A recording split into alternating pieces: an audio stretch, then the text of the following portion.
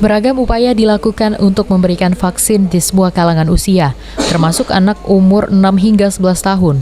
Pertama kalinya vaksin anak di Banyuasin dilakukan di Sekolah Dasar Negeri 13 Kecamatan Banyuasin 3 yang langsung dipantau Kapolres Banyuasin AKBP Imam Syafei. 31 siswa SD Negeri 13 bergantian diberikan vaksin yang masih didampingi oleh orang tua mereka.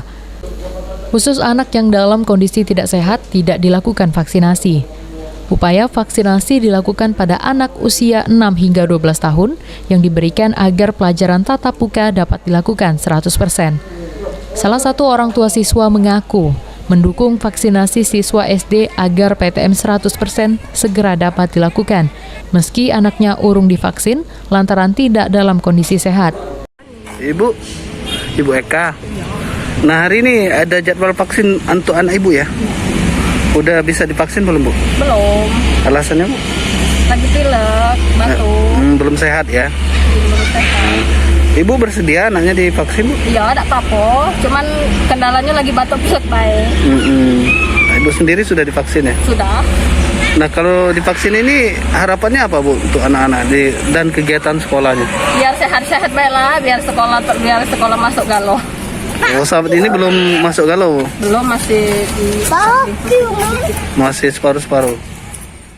Sementara itu, Kapolres Banyuasin AKBP Imam Syafei menjelaskan, jika vaksin lansia di Banyuasin masih menyisakan 200 orang lagi dan optimis selesai dilakukan sehingga upaya vaksin anak usia 6 hingga 12 tahun langsung dilakukan secara masif.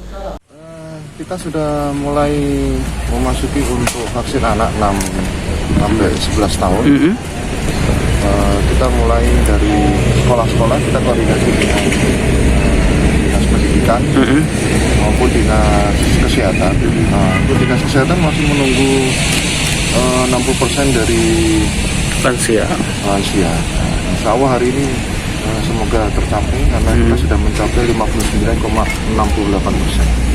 Jadi mungkin kekurangannya sekitar 200 lansia yang bisa kita vaksin sehingga kita nanti bersama-sama untuk mengejar target untuk usia anak 6 sampai 11. Oh, artinya Banyuasin sendiri telah memiliki target vaksin anak usia 6 hingga 12 tahun sebanyak 90.000 anak. Sulaiman, PAL TV.